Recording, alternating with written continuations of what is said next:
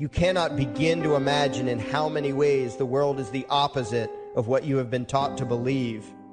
You see the guy who sells drugs to willing customers so he can feed his family as the scum of the earth, while you see the hypocrite who gives away stolen money in the name of government as a saint. You see the guy who tries to avoid being robbed by the federal thugs as a crook and a tax cheat, but see as virtuous the politician who gives away the same stolen loot to people to whom it does not belong. You see the cop as a good guy when he drags a man away from his friends and family and throws him in prison for 10 years for smoking a leaf, and you see anyone who defends himself from such barbaric fascism as the lowest form of life, a cop killer. In reality, most drug dealers are more virtuous than any government social worker, and prostitutes have far less to be ashamed of than political whores, because they trade only with what is rightfully theirs and only with those who want to trade with them. The upstanding, church-going, law-abiding, tax-paying citizen who votes Democrat or Republican is far more despicable and a bigger threat to humanity than the most promiscuous, lazy, drug-snorting hippie. Why? Because the hippie is willing to let others be free, and the voter is not. The damage done to society by bad habits and loose morality is nothing compared to the damage done to society by the self-righteous violence committed in the name of the state. You imagine yourselves to be charitable and tolerant when you are nothing of the sort. Even the Nazis had table manners and proper etiquette when they weren't killing people. You think you're good people because you say please and thank you? You think sitting in that big building on Sunday makes you noble and righteous? The difference between you and a common thief is that the thief has the honesty to commit the crime himself, while you whine for government to do your stealing for you. The difference between you and the street thug is that the thug is open about the violence he commits, while you let others forcibly control your neighbors on your behalf. You advocate theft, harassment, assault, and even murder, but accept no responsibility for doing so. You old folks want the government to steal from your kids so you can get your monthly check. You parents want all your neighbors to be robbed to pay for your kids' schooling. You all vote for whichever crook promises to steal money from other people to pay for what you want. You demand that those people who engage in behaviors you don't approve of be dragged off and locked up, but feel no guilt for the countless lives your whims have destroyed. You even call the government thugs your representatives, and yet you never take responsibility for the evil they commit. You proudly support the troops as they kill whomever the liars in D.C. tell them to kill, and you feel good about it. You call yourselves Christians or Jews or claim to follow some other religion, but the truth is what you call your religion is empty window dressing.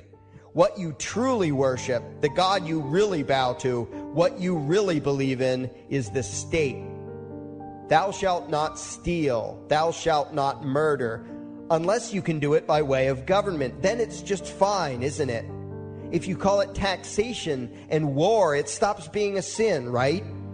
After all, it was only your God that said you shouldn't steal and murder, but the state said it was okay. It's pretty obvious which one outranks the other in your minds. Despite all the churches, synagogues, and mosques we see around us, this nation has one God and only one God, and that God is called government. Jesus taught nonviolence and told you to love your neighbor, but the state encourages you to vote for people who will use the violence of government to butt into every aspect of everyone else's life. Which do you believe? To those about to stone a woman who had committed adultery, Jesus said, "Let him who is without sin cast the first stone." But the state says it's perfectly fine to lock someone up if they do something you find distasteful, such as prostitution. Which do you believe? The Christian God says, "Thou shalt not covet," but coveting is the lifeblood of the beast that is the state. You are taught to resent, despise, and hate anyone who has anything you don't have. You clamor for the state to tear other people down, steal their property, and give it to you. And you call that fairness. The Bible calls it coveting and stealing. You are not Christians. You are not Jews. You are not Muslims. and you certainly aren't atheists. You all have the same God, and its name is government. You're all members of the most evil, insane, destructive cult in history.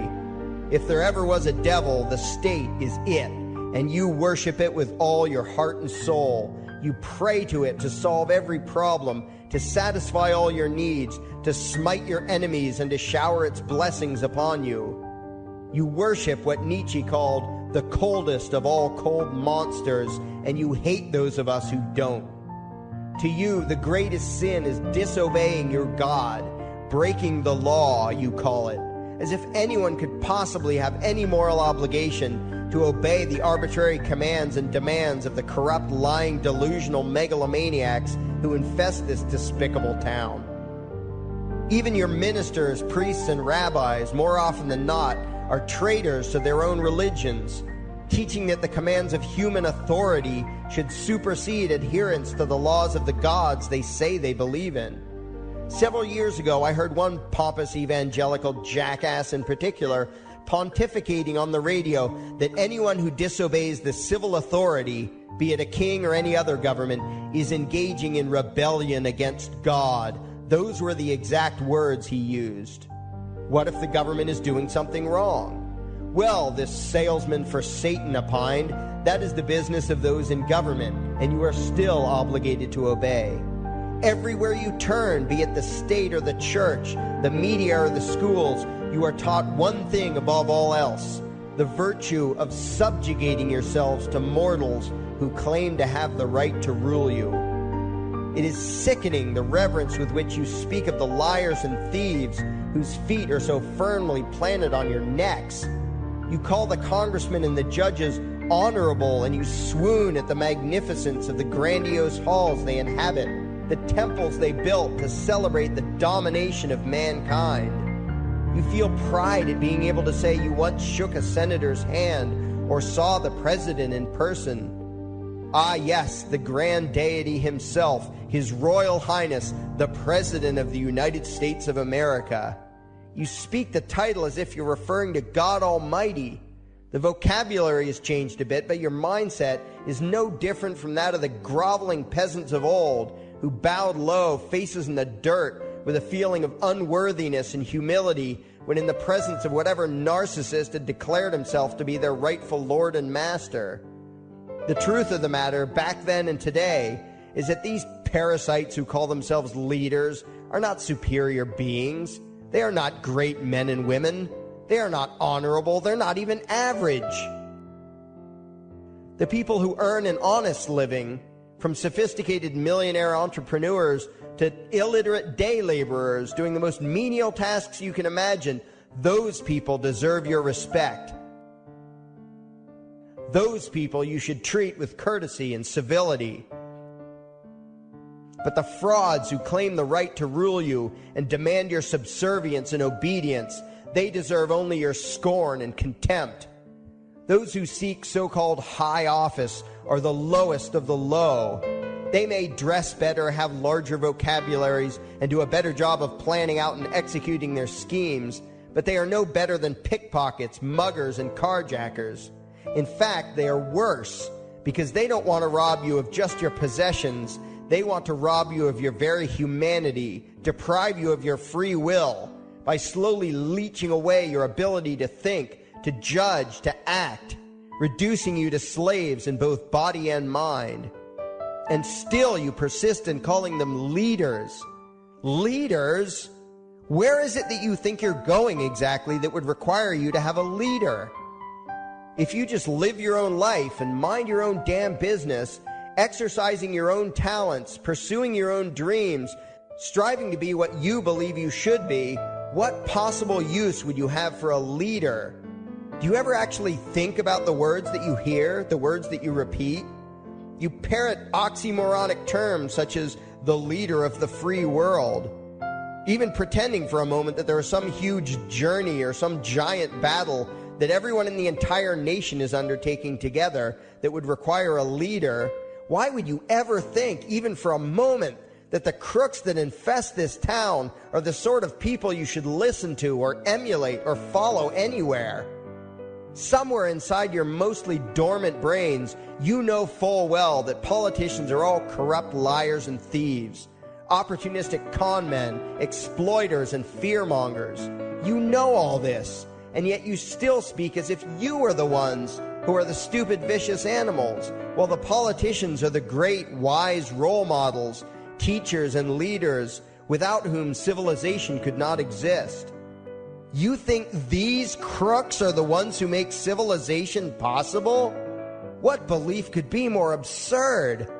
Yet when they do their pseudo-religious rituals deciding how to control you this week, you still call it law and continue to treat their arbitrary demands as if they were moral decrees from the gods that no decent person would ever consider disobeying.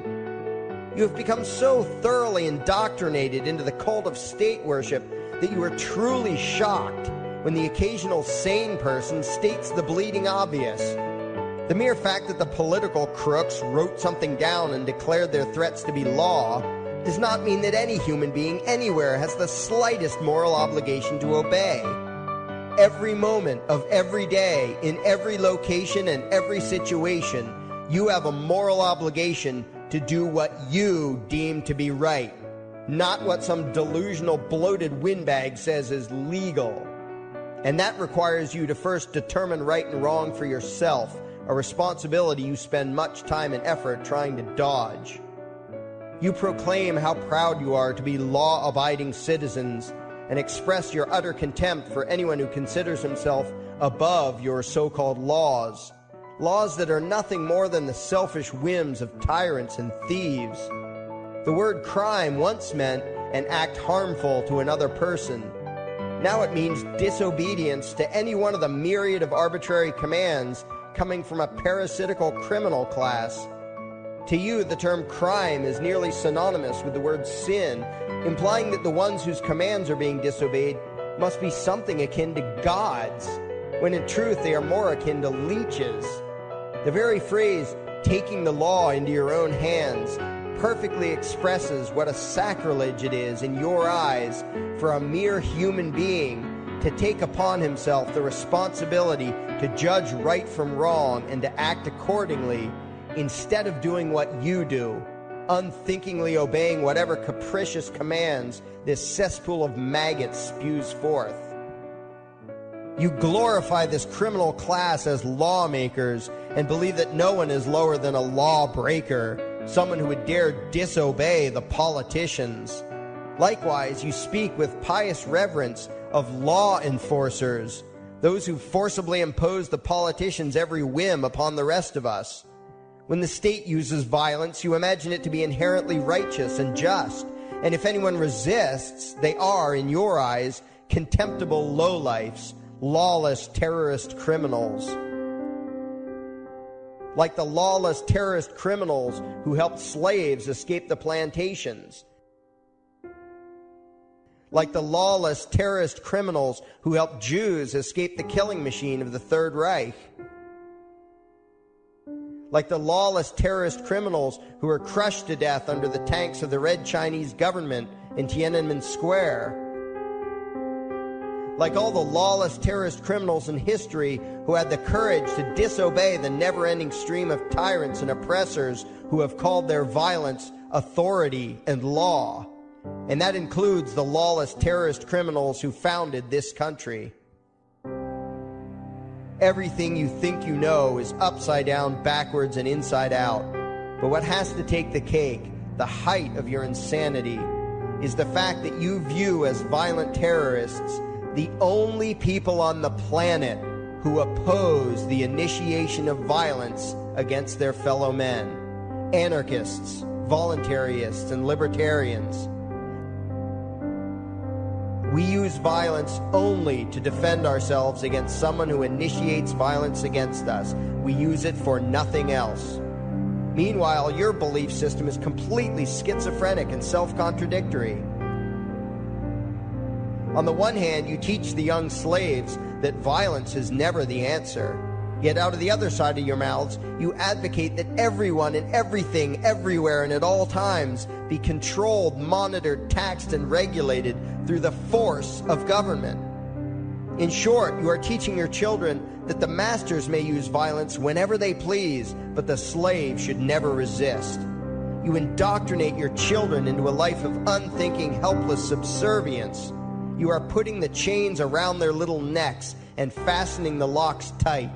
And worst of all, you feel good about it. Out of one side of your mouths, you condemn the evils of fascism and socialism and lament the injustices of the regimes of Hitler, Stalin, and Mao. While out of the other side of your mouths, you preach exactly what they did. The worship of the collective, the subjugation of every individual to that evil insanity that wears the deceptive label, the common good. You babble on and on about diversity and open-mindedness, and then beg your masters to regulate and control every aspect of everyone's lives, creating a giant herd of unthinking conformist drones.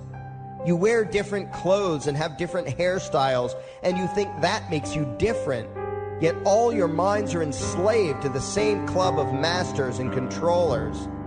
You think what they tell you to think and do what they tell you to do while imagining yourselves to be progressive, thinking, and enlightened. From your position of relative comfort and safety, you now condemn the evils of other lands and other times while turning a blind eye to the injustices happening right in front of you. You tell yourself that had you lived in those other places, in those other times, you would have been among those who stood up against oppression and defended the downtrodden. But that is a lie. You would have been right there with the rest of the flock of well-trained sheep, loudly demanding that the slaves be beaten, that the witches be burned, that the nonconformists and rebels be destroyed. How do I know this? Because that is exactly what you are doing today. Today's injustices and oppressions are fashionable and popular, and those who resist them, you tell yourselves, are just malcontents and freaks, people whose rights don't matter, people who deserve to be crushed under the boot of authority.